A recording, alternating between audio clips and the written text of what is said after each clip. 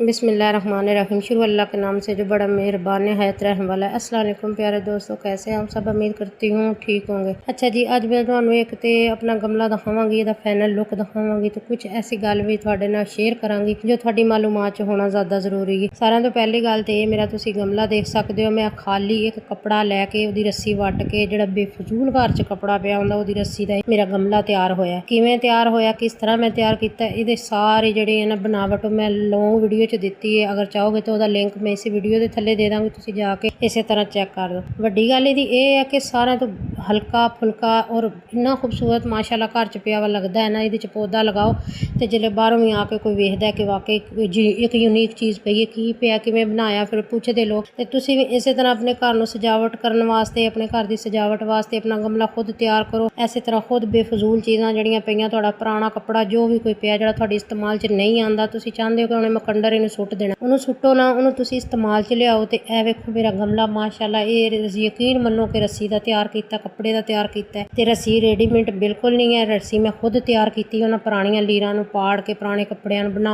के रस्सी तैयार करके तो यह मेरा गमला तैयार होया। तुसीं इहदा फाइनल लुक वेख सकते हो। तो इस तरह की वीडियो देखने वास्ते चैनल नूं सबसक्राइब लाजमी करियो, वीडियो नूं अगे तक शेयर करियो। तो मेरी वीडियो किवें दी तुहानूं लगदी है तुसीं मैनूं कमेंट बॉक्स च दस्सिया करो। अल्लाह हाफिज़। अल्लाह ताला तुहानूं खुश रखे, आबाद रखे।